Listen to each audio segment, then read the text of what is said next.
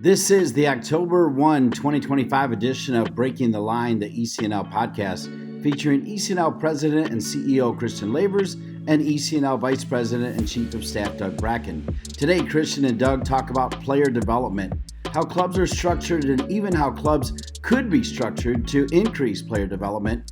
How important is the experience of the youth soccer player? And Christian even answers Doug's opening question, which is, quote, if you were starting an ECNL club, what do you think is the most important thing to do to be successful? So with that, let's roll. Here's Christian Lavers. Thanks for that introduction, as always, Dean. And here we are again, Doug, back in the saddle in podcast verse. Heaven. Podcast heaven, if you will. Might be ambitious. I like that. Christian, what'd you get into this weekend? I did a lot of coaching this weekend. Did you? A lot of coaching. Yeah. How'd that go? Always interesting.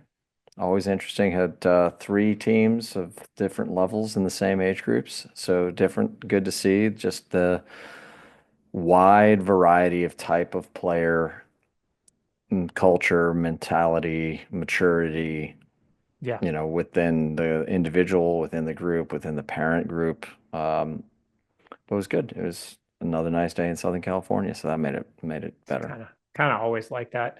We did. I also did. I didn't coach. I participated in soccer games as a fan.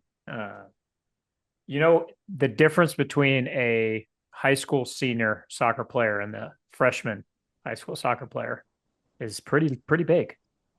My son. Yeah, there's a lot of physical change that goes on yes. in the male body from 13 to 18 or whatever the age range is. Yes, it is. It's interesting to see it play out in real time.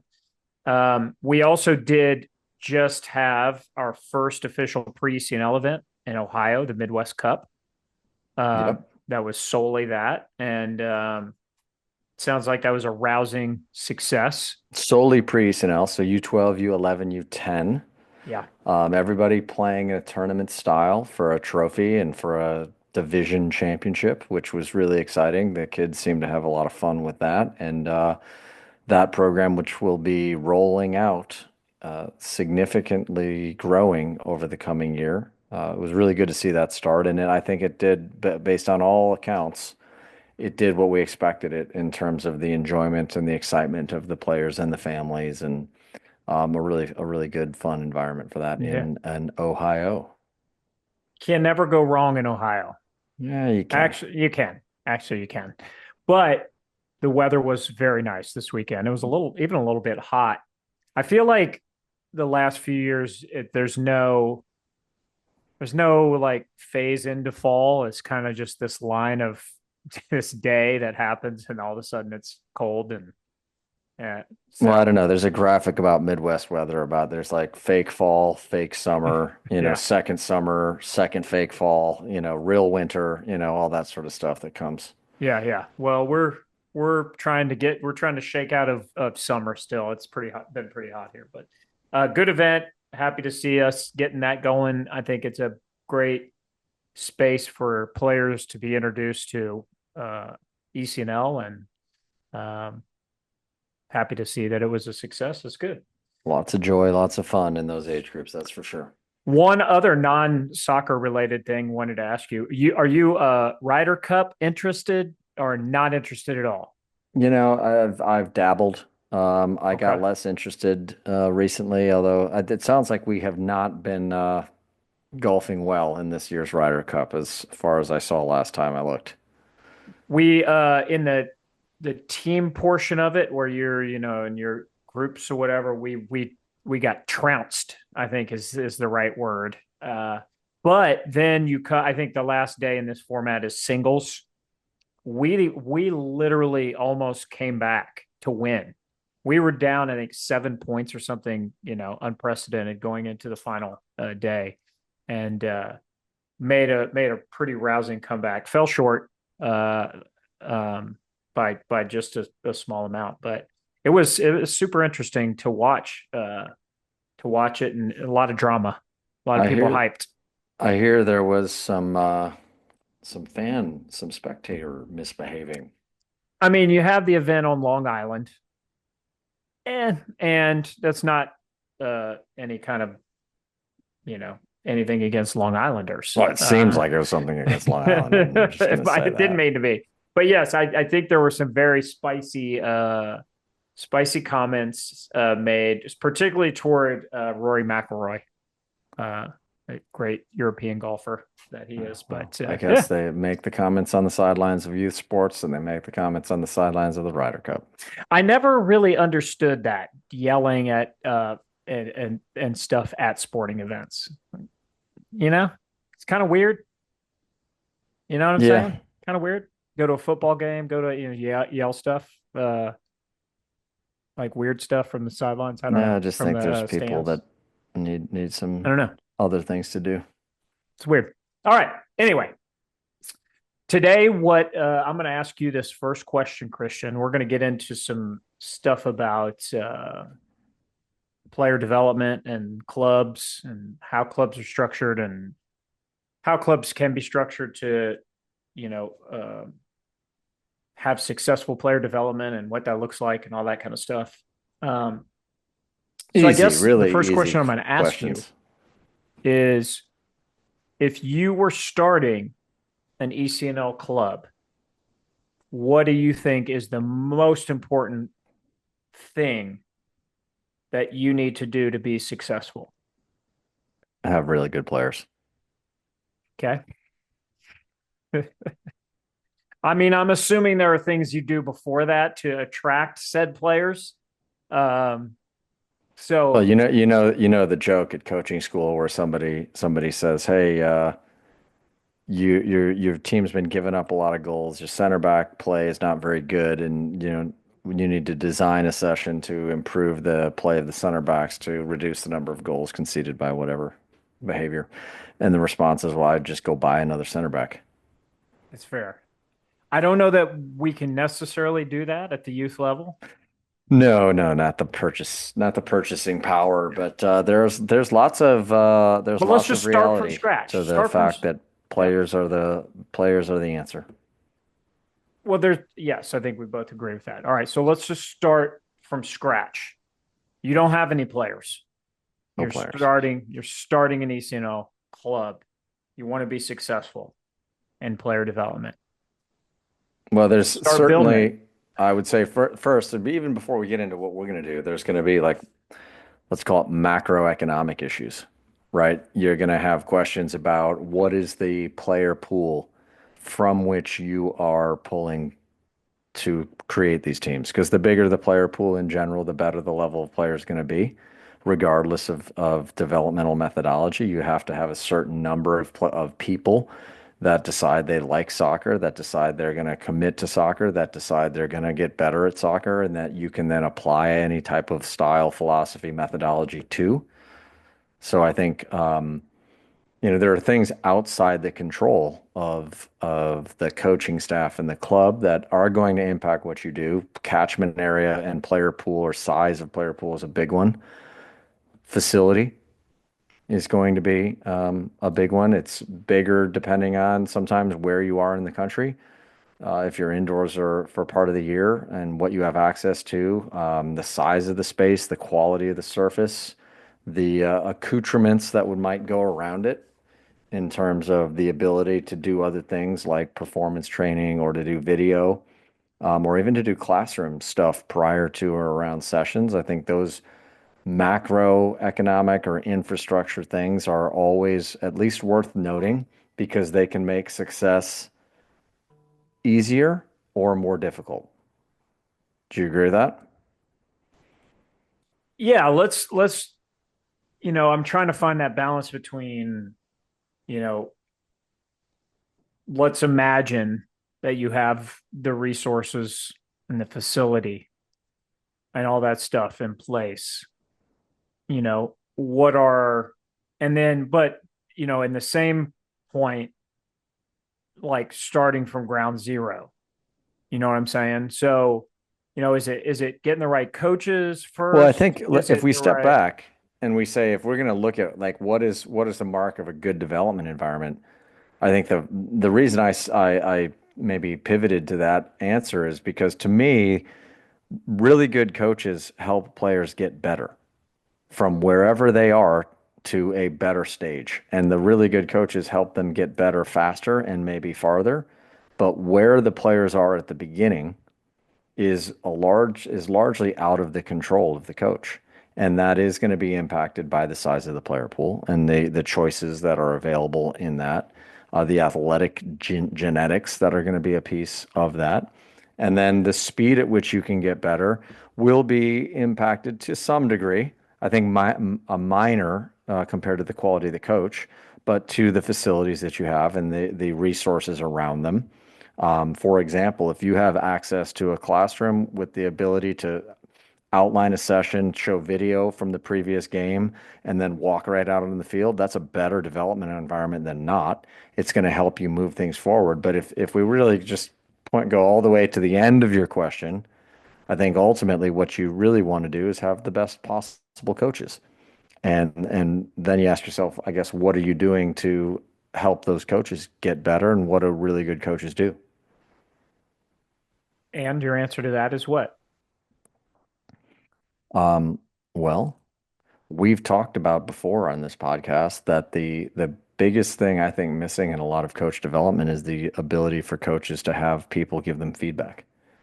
For somebody to watch a session, to give feedback on a session, to watch a activity or a way a coach interacts or designs an activity, and to give feedback and ask questions about why and what other things could have been done. I don't think that happens a lot. I think so. If you're going to design an ideal club, you would probably try and put some type of budget or position into some coach educator or coach observer or whatever you want to call it, somebody who's going to at least help to make the coaches more reflective and more accountable for what happens on training day. And that also helps to align maybe what happens from coach A to coach B to coach C, whether that's across age groups or whether that's even within age groups, so that there is a little bit more alignment in philosophy or approach. That doesn't mean everybody's got to play the same way or anything like that. But I think I would start with that. I would start with you need a vision from a coaching perspective. You need to get people who are hungry, who want to learn and work hard as coaches. And then you got to try and figure out a way of how am I going to create some feedback loops for the coaches so that they, in the same way we expect players to get better from the beginning of the season to the end of the year, are we expecting coaches to get better? And what are we doing to facilitate that growth in the coach? Yeah. So how do you, to think about the factors that you kind of talked about, how do you define a successful player development environment? Like, what does that even mean? Yeah, I mean, we're in some deep waters here, so these are, Well, opinions. And there's people that I think surely spend a greater amount of time thinking about these things and talking about them, maybe researching them than we do. So I think, with the caveat that we're speaking from personal experience and personal viewpoint, I'll go back to the beginning of really good coaches help players get better. And that sounds obvious until you see environments where players show up 2, 3 times a week for many, many weeks, and you don't really see a growth and improvement of the individual or the team. And I think it is a unfortunate reality that there is not an insignificant number and I think this is probably true across a lot of sports, so it's not a soccer specific thing, where the coaches, however well-intentioned, there's not a lot of player improvement and growth within that environment, or there's maybe not as much as you would like to see. So I look back, and again, the first place it was obvious to me as a coach was watching goalkeeper coaching, and there were times where I saw players going to goalkeeper coaches, and over the course of weeks and months, they got significantly better at goalkeeping. And then there were times when, the player would go to goalkeeper coaches week after week after week, and you just wouldn't see much change, if any, in the performance of the player. And that was really that was really easy to see because of the unique, factors of that position. And I think goalkeeper coaching has probably improved a lot since then from the sort of isolated, take your goalkeepers out into a, very technically based shot stopping session or whatever it may be. But even within that somewhat artificial environment of shot stopping and, away from the context of a team, you could see that some goalkeeper coaches were a lot more effective than others in changing behavior and changing performance. And I think you can look at the same thing when I look at a coach. Time is a huge help of if you look at the environment from day one to day 100, what do you see different? And what do you see different in the way those players behave, the way those players act, the way the team collectively plays, the quality of the actions that they're doing, and whether it's striking a ball or sophistication of decisions. To me, it's one of those things you can somewhat overcomplicate. And I like to just strip it back down to if you look at a group over time, are they moving in the right direction? And can you see that happening noticeably and quickly?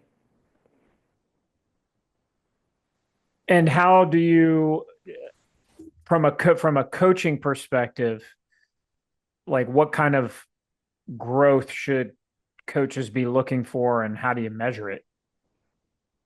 You're talking from when a coach is looking at a player, Yeah, or maybe a parent let's start watching an there, and then environment. yeah, that, and then I think you could also go from the director to the coach. Like how does the director look at a coach and see, what their growth is as well? I think it kind of transcends all those things. Can be applied to all those things.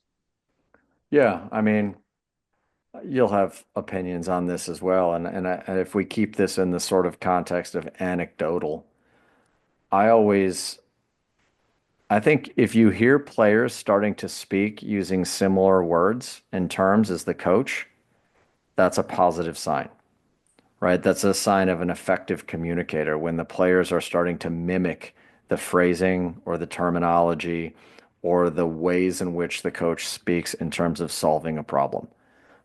Because it means that at a minimum, the players are hearing the words consistently enough and understanding where to apply them so that they are starting to take some ownership in their own environment, starting from how a coach has identified a desired behavior, desired action, or a problem that needs to be solved in certain moments. So I think there's a little bit of a do the player conversations get increasingly sophisticated over time? And that could be very different than when you're talking about, U9, U10, or whatever it may be, and U16.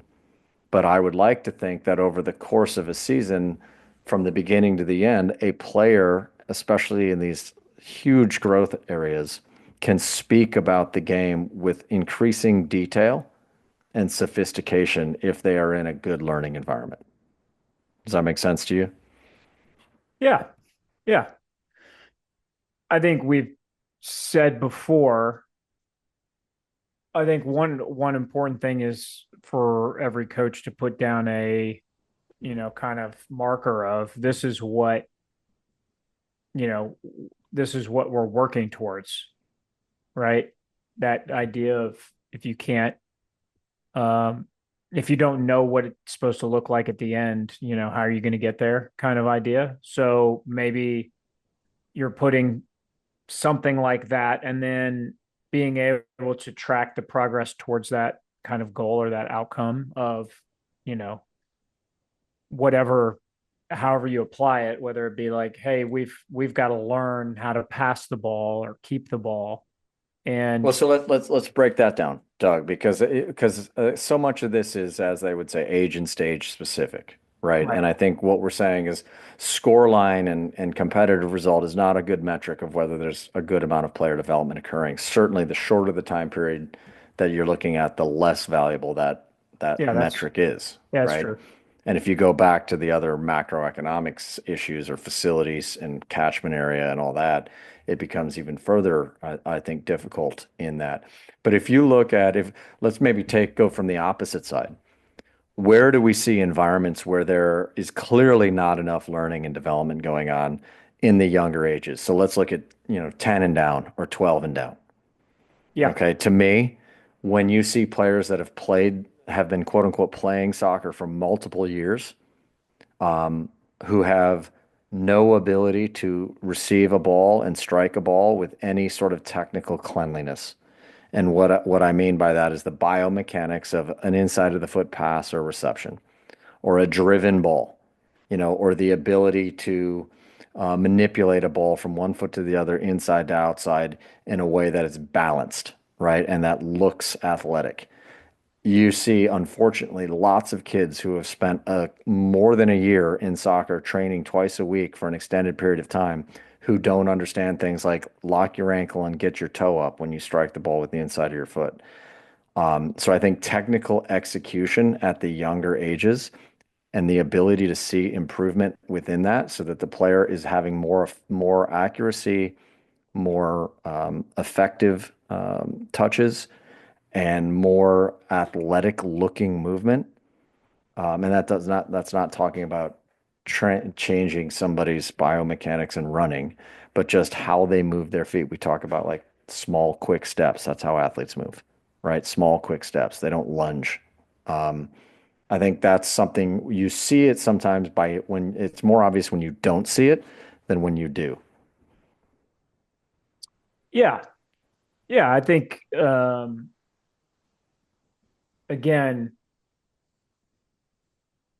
to your point, I think it is very age specific, but what is the plan and how are we going to work towards that? And I've said this before on this podcast. I do think we underestimate the ability of what young players could do. I think young players can do more than we think. And so we should challenge them to do it. Um, Not necessarily forgetting about all the important technical aspects of the game that you rightly point out. Well, and to your point on the plan, and I think sometimes people can, overcomplicate even that, but the plan for, let's just say it 10 and under, needs to be a continual emphasis of cleaning up technique and teaching technique within some type of fun activity that is game-like. So that over the course of an extended period of time, you see a group of players increasingly technically capable because the plan is prioritizing the ability to learn how to manipulate a ball and strike a ball and receive a ball, right? I mean, And from a technical. how do you demand that while still keeping the environment fun?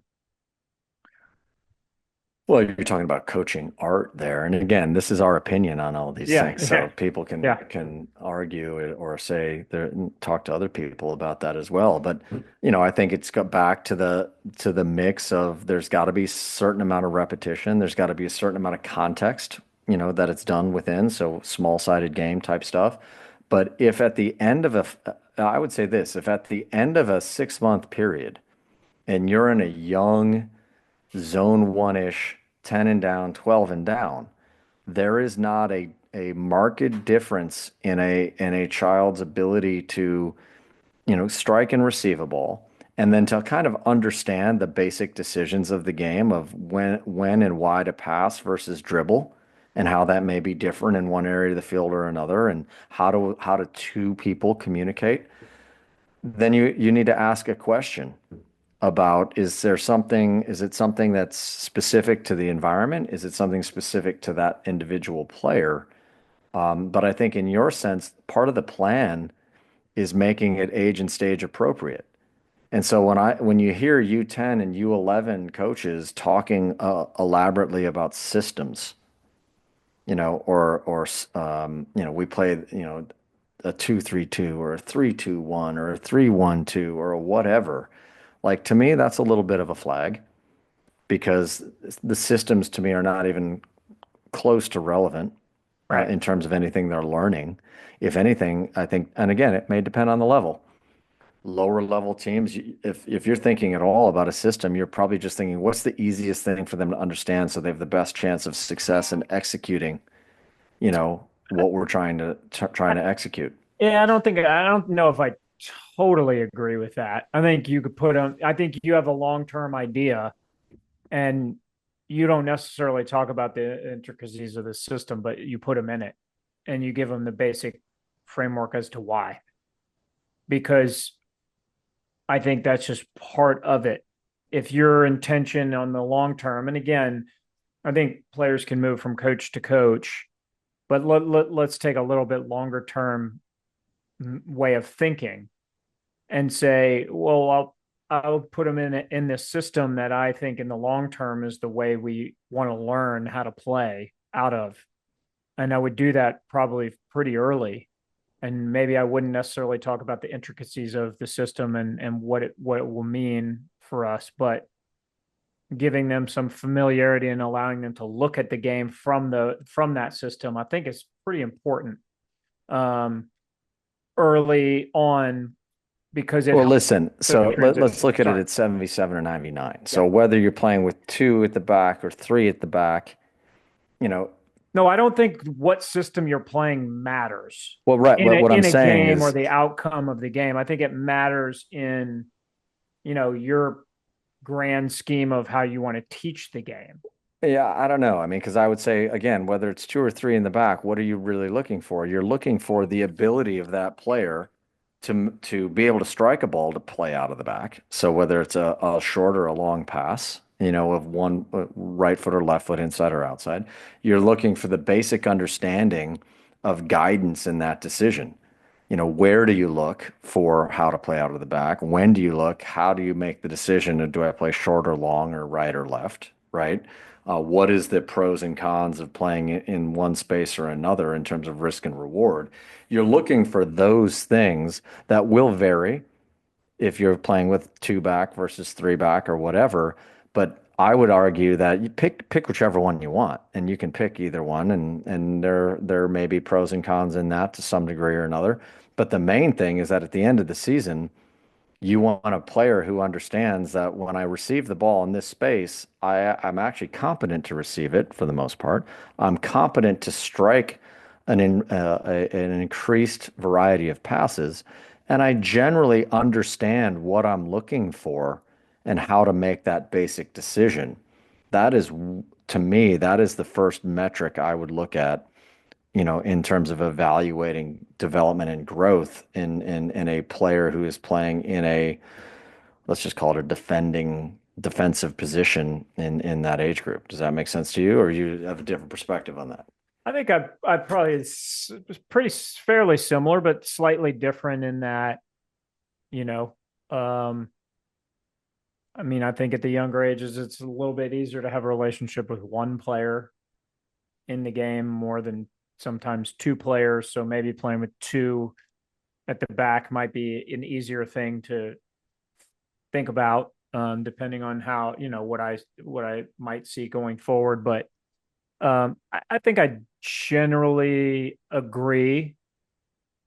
Here's a thought. Let's make it a little bigger. Let's get out of zone 1 specifics. Okay. I think a good training environment where there's learning is by its nature messy. And what I mean by that is it doesn't look perfect. It is not perfectly organized. There are not great lines and perfect execution of technique that leads to a finish. It is something where there are mistakes made. There is a little bit of chaos, as the game is a little bit of chaos.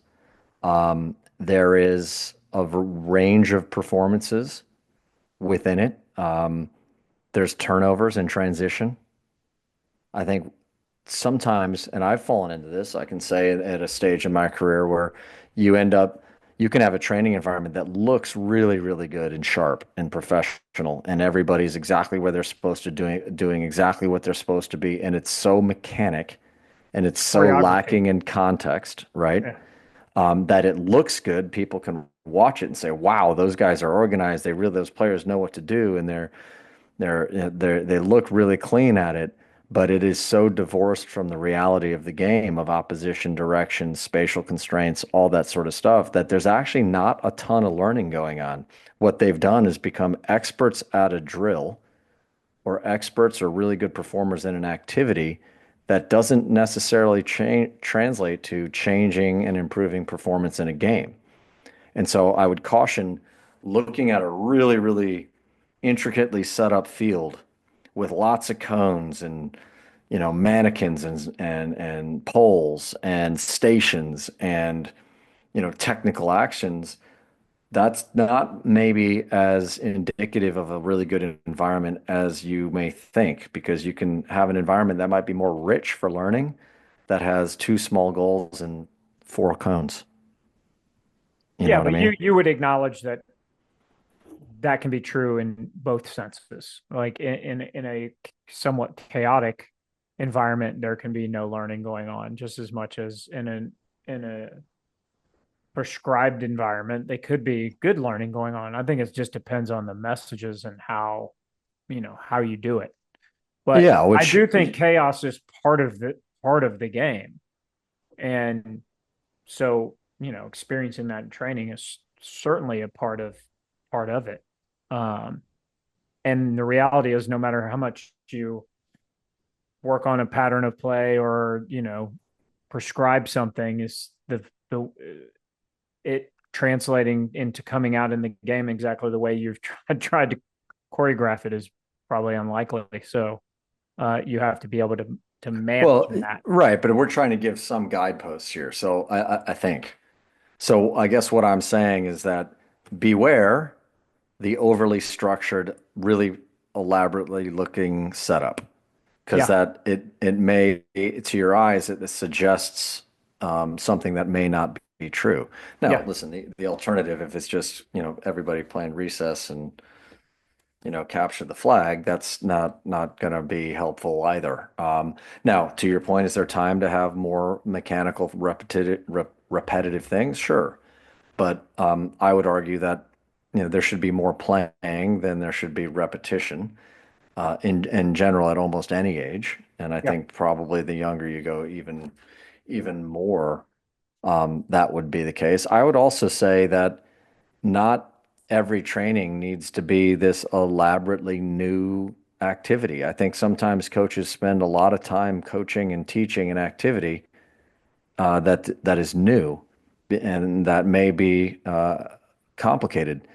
That having a handful of activities that are just tweaked and adjusted, or where the coach is focusing on different parts of the game from one session to another, but that doesn't require a lot of, as I think Doug Lemoff would say, working memory.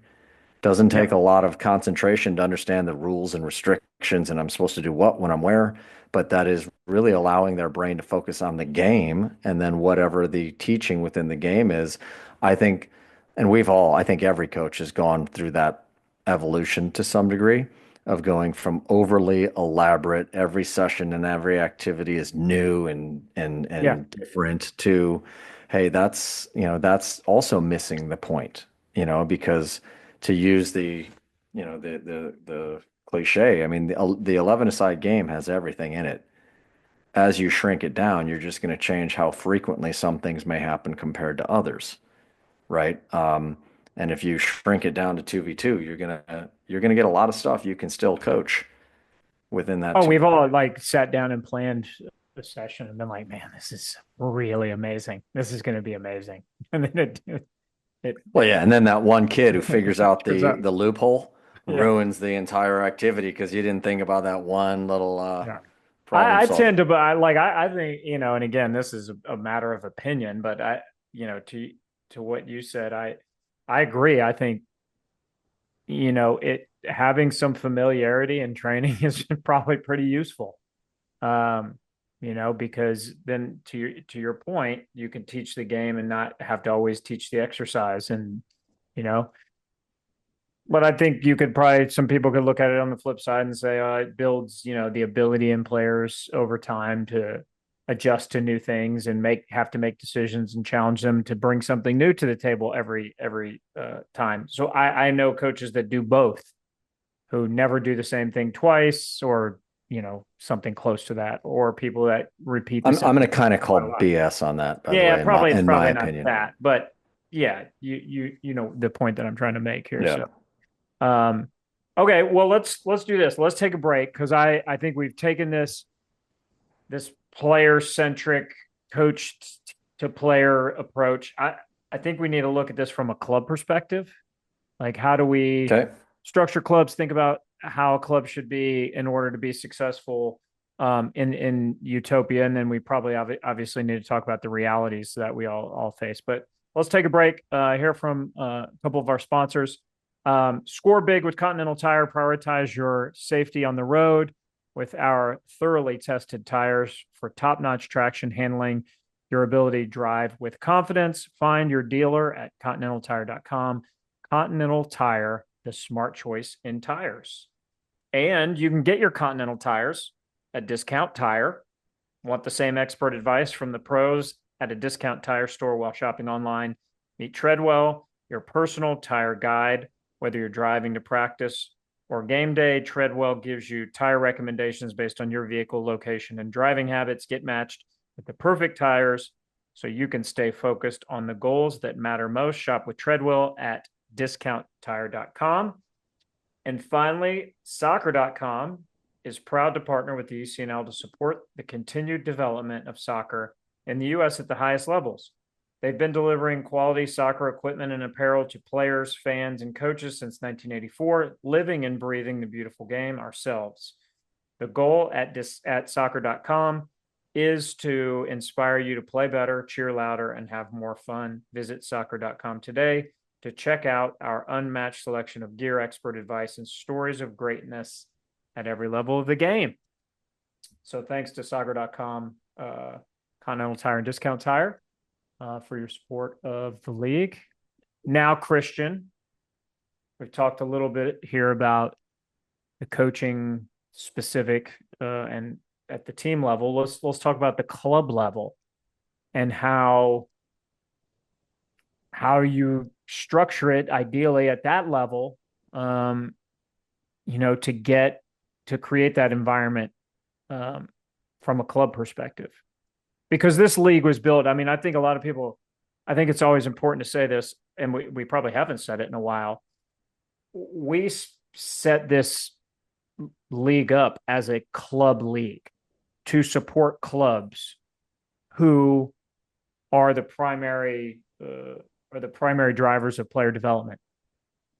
There have been team-based models, and there continue to be team-based models out there. And we even have some of our licensed leagues who have a team-based model. But our overriding feeling was that this needed to be a club league, right? So that we could support clubs.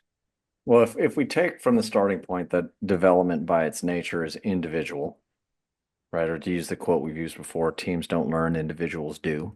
Right. Right. So by its nature, what you're trying to improve is the performance of an individual and their ability to execute decisions and their ability to make decisions, and then to do so in relationship with others, right? And that's where the team becomes in it. I think the challenge of a club is in providing enough, you could say, guardrails or enough alignment and consistency so that you're maximizing the the journey of the player up and to the right, year over year, age group to age group, as they will by almost default go through different coaches and different stages of their own development. Some maybe where they're higher in the age group, some where they're lower in the age group based on their ability to perform.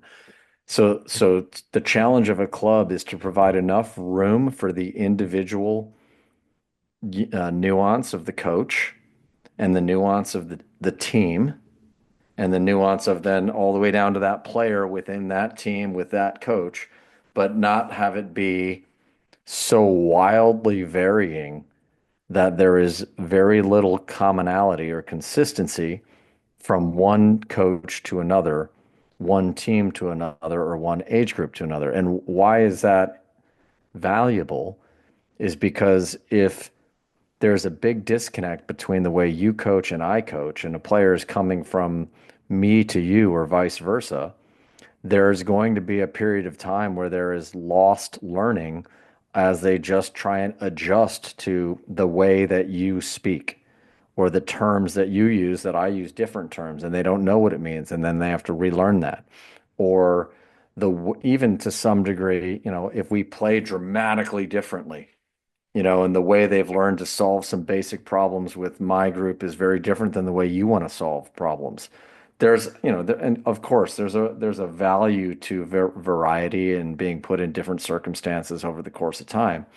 But when you're teaching kids and you want them to continually grow in performance ability and understanding, having consistency from age group to age group and what it looks like and how we speak and what does this term mean versus that term. And I feel even what is generally the flow of a training session? What are the expectations in the culture? Those types of things, I think having commonality helps make room for nuance in the way a coach then interprets that culture within that team. Does that Yeah. make sense to you? Yeah. Basically, you have some prescription that leaves room for your style and interpretation around it, basically, is what you're saying. Your personality. I mean, Yeah. what's one of the first things you learn as a coach is be you. Don't Yeah. be somebody else because it's fake and the players will see through that. So first, be you. You don't need to speak the way somebody else does or act the way somebody else does. You may be teaching the same thing, but in a different way. What what part does the league, because we've said a lot, leagues don't develop players, clubs develop players, coaches develop players. What role does the league play in all this? I think very little. You do. I do. I mean, I think the league is a way to see performance levels. And yes, can you learn things in competition? Yes, of course you can.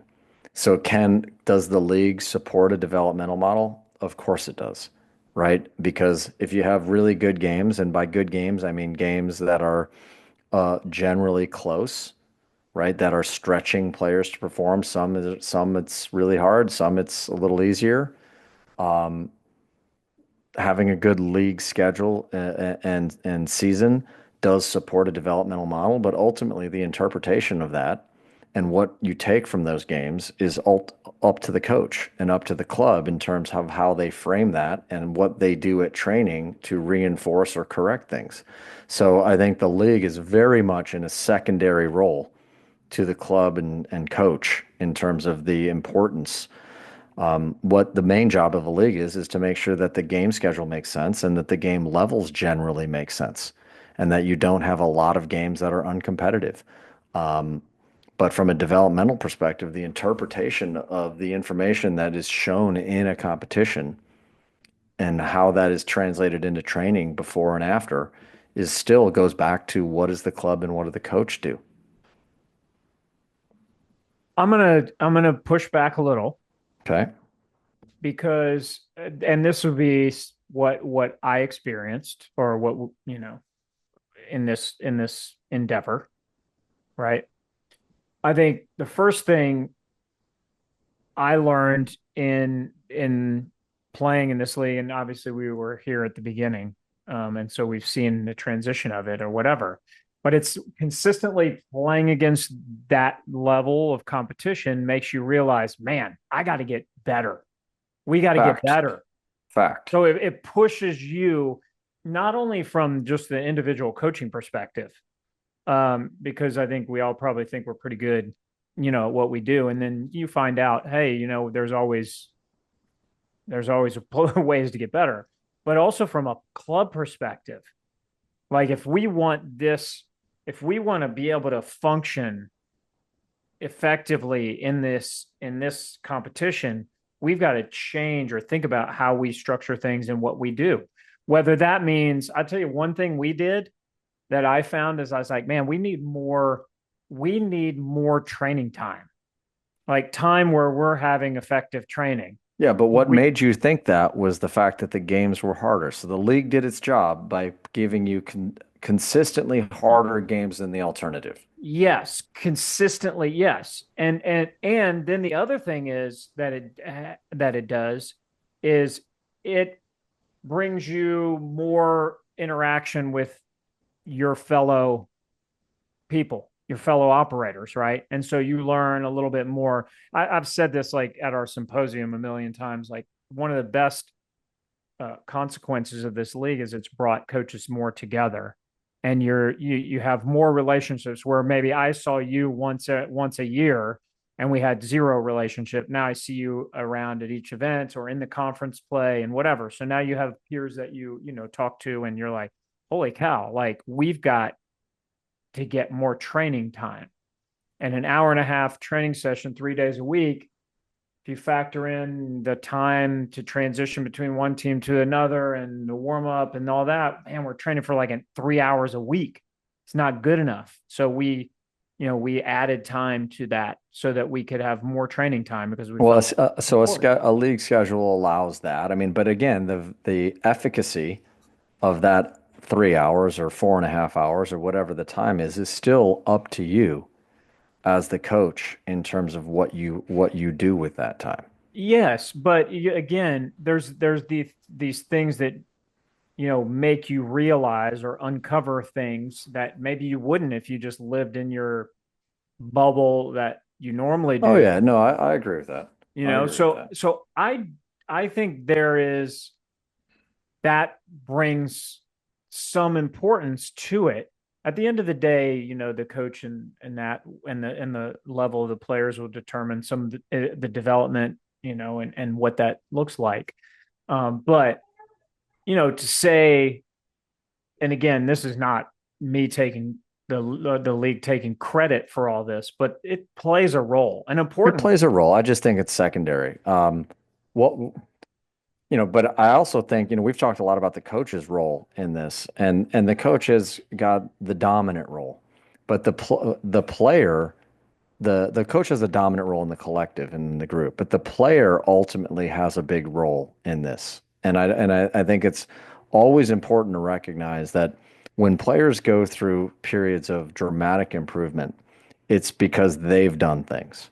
They have worked harder. They have worked more. They have been more attentive. They have pushed themselves. Would you say the players now are better than they were when we started this? Yes, I would say very, very clearly the average level of American youth soccer, if we start with the girls' side, the average female competitive soccer program is significantly better.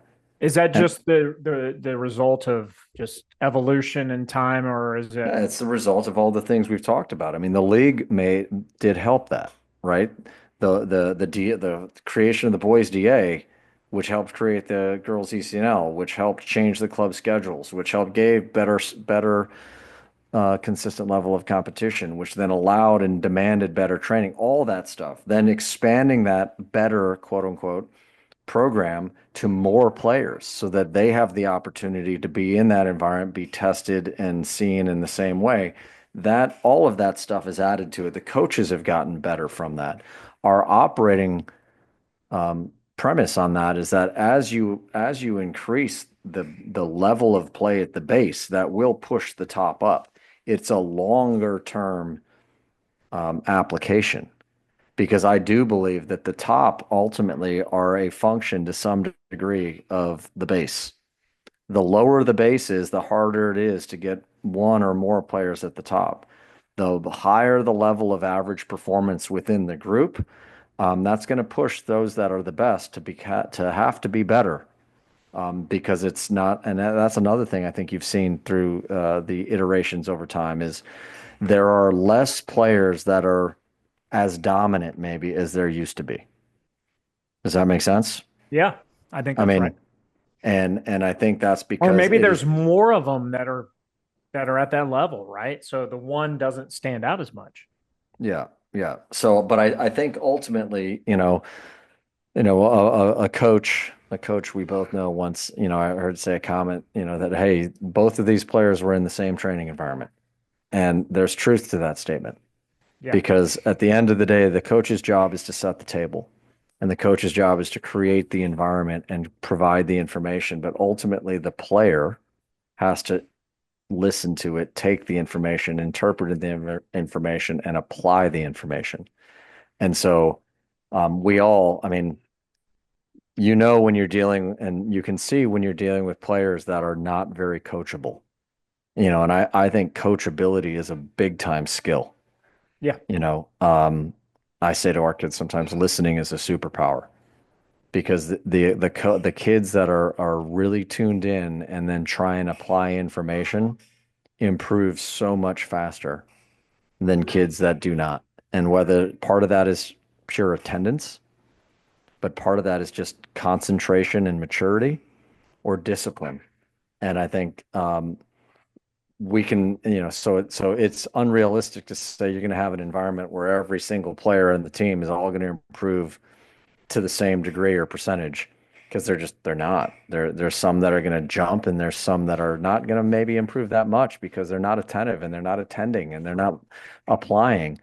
But I think if you're looking at the coach, do you say the majority of the group is moving forward significantly, and some of them are really jumping forward? That's a really, really good environment. And if you look and say, hey, there's not much of a change from this team from day one to day 100, the environment looks the same, the level of performance looks the same kids are doing the same type of thing. Well, that's, leads to a different assumption that, again, the coach may be step one of setting the culture and the environment, but the players got to take the biggest step. Yeah. And I would also just not discount the things that have been put in place to help create more experiences, more touch points with players and coaches, whether that be the symposium where coaches learn things and get education, whether it's the coach's voice stuff where we require all coaches in the league to do this education to try to create that mentality of lifelong learners as coaches, whether it be the elevated competitions like Super Cup or our NSGs or spotlights that again give these. You know what I would call all those things, Doug? I would call them all catalysts. Those Yeah. are all things that we have created and designed to inspire players, to provide different types of challenges for players to solve or coaches to solve, to showcase certain things that present necessary challenges in terms of competitive level, to put ideas in front of people to challenge belief, and to have people see different perspectives and ways of doing things. So I think those are all really important. So one of the core values of the league, right, is that a league has to be more than a competition circuit, right? Yeah. A really good league has to do things like provide resources and services to the clubs in education, development, identification, all that sort of stuff. And so we're supporting the development. So I'm going to change your statement. Sorry, but I'm going to change your statement from the league has very little to do with player development to I think the league has a huge responsibility to support the clubs in their endeavor of player development. I think that's fair. And I will still give the vast lion's share of the credit of performance to the player and then to the club and coach. Yeah. And all these things, it's impossible you can break things down too much, right? And you can pull them apart, and then the whole is not the sum of the parts, right? So last question from me, because I think this is really an important thing to think about, because I think a lot of times as coaches, we think about the one, the player that's going to make it, right? And that's our aspiration, because that's, that tells us we're doing some of the right things. But we can't forget, and the question I have for you is, how important is the experience of the youth soccer player, right? Because I think there's maybe a difference between this kind of all in, got to make it to X to be successful versus what the experience of it teaches you or doesn't teach you. right? And what is the definition of success as a player, um, or a team? Because it could be vastly different between different players and different teams, right? Um, so in your eyes, like how important is the experience and what is our responsibility in that? Well, I'll answer it with maybe a slight variation because one of the things I've challenged coaches with a lot now is that are you creating an environment where the players want to play more? Are you facilitating opportunities for players to play more? Because one of the principles I believe in is that the best players play the most soccer. And if that is the case, then our job as soccer clubs and coaches is to provide opportunity for players who want to play to be able to play 7 days a week, 365 days a year. And then within that, you want a variety of different experiences. To go back to it can be 3 aside to 11 aside. It can be Omega Ball, which I just saw on TV the other day, right? It can be futsal. It can be indoor. It can be a variety of things. But our job as soccer people is to create that environment because the best players play the most soccer. And if you make an environment where more kids want to play because they're having fun, they will learn by playing. Okay. I don't believe in the phrase the game is the teacher. I think that is a cop out for a lot of people. All right. That's probably less so than it used to be. But ultimately, you want them to want to play. And then if you can add some really um, impactful short interventions as a coach to give some ideas here and there to challenge, to inspire, I think you're moving in the right direction. So to me, if you go all the way back to the question at the beginning, what do you want in a club? I think you want a club that is creating more opportunity for you to play soccer because they're offering training sessions to the team. They're offering you the ability to train with other teams. They're offering clinics. They're offering whatever you want to call it, camps, opportunities. Not all of it has to come, with a dollar attached to it. But if your kid wants to play, there's a program to play there.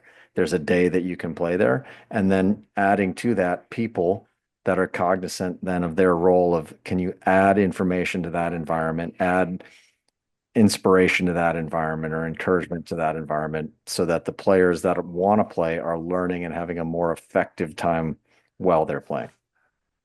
I will again tweak your statement because I think it's really important for everyone and to understand that there is a difference between having fun and being happy. Because Yes. doing what you're doing on this, whatever it is, you're putting a lot of time into, and this we're talking about soccer. It isn't always going to be fun. It is going to have its challenges, its adversity, and Getting so tackled and face planting into the grass yeah, isn't fun either. losing, Yeah. have being criticized, having a parent or coach on a team who is not the best, right? All those things are possible. You think you're a forward, your coach thinks you're not, you know. So there is a difference between being happy and having fun. So I think all players should be seeking happiness, and the game should make them playing the game should make them happy. And if that is not your primary driving force, then you're probably going to run into some trouble down the road because Well, and the it's game will tough. diverge as you get older Yeah, because there's more definitions of what people are going after than there are when they're seven, yeah, right? right. But at 17, there's some players that are only going to be happy in an environment that demands and pushes and challenges, and there are others that say, "Hey, I'm happy playing soccer. I just don't want all that." Yeah, right, Right? right, And that's fine. And then to your point, it's about finding the program that gives that experience for you right, and not feeling like I have to be in this program because that's the highest level. But also not being in this program and being told it's a high level when it's not. right. It doesn't have the challenge and the demand and the expectation and what should go with that is more often than not the outcome. Um, but yeah, so it's complicated. I think all these topics we talk about back and forth, and there's very, very few bright lines of yes Yeah, and no. There's a yeah. It's lot very of nuanced. Very. interpretation, there's a lot of art to it. But I think that's why if you just go back and say, you know, do you see change over time? And we've said this in the past. The last place team in the league isn't going to become the first place team in the league. If that happens, you're in some bizarre, there's a Yeah. lot of factors outside of that team that are at play. But generally, is the team and the players within the team, are they taking steps? And you're not going to see it every day. That's the other part, right? This learning process is not linear. You're going to see it in It jumps can and be, plateaus. yeah, it's a roller coaster, isn't it? Yeah, but Yeah. over time, when you go from, the beginning of the month to the end of the month to the next month, are you seeing things change? And if the answer is yes, that's a pretty good sign Yeah. because there may be a lot of things changing just a little bit, and a little bit here and a little bit here and a little bit here eventually can add up to a lot, or you may see a big jump in one specific, area of the play or the area of the game, or you'll see a group of players that pop up, and so the important thing is that you're seeing change Yeah. somewhere. Yeah. Yeah. Agreed. Okay. Good discussion. Time for Bracken's Brain Buster, which I'm sure everybody's ready for. And this is going to be a deep one today off this discussion. It just kind of came to me, and I'm Christian. You're going to answer first. And Reed and Jake are going to love this question because they're going to be like, "Oh my God, how am I going to answer this?" If you could make one thing come true for the ECNL in the next, I don't know, 5 years. If you look down the road and you said in 5 years, this is the one thing I want, what would it be? Yes, I love when I get silence. It means I've stumped him. I mean, what I would say is that there's a variety of different programs and things we're looking at and we're trying to accomplish. And the beautiful part about our job is we get all this feedback and go out and decide what is it that we think we need to do based on what the people on the ground tell us. So I think the best thing for our league is having more and more people bought into the vision and values of the league. Because when they're bought into those things and when we have everybody aligned on those things, then I think we're going to do a lot of really positive things and we'll do some things we never even would have thought of Yeah. 2 years earlier. But it starts with alignment and people looking long term on alignment and not getting distracted by short term nonsense. Okay. I like that. Let's go with Jacob. And this can apply to obviously you want Jacob this to be the number one podcast in the world. 1,000%. Next 5 years, of course. But did I just steal your thunder? You did not. I'm going to piggyback a little bit off of Christian and then expand. I think in 5 years, I'd love to see the ECNL be as much of a household name as AAU basketball, in the sense that when somebody says ECNL, they automatically know that it is the top youth development for soccer in the United States.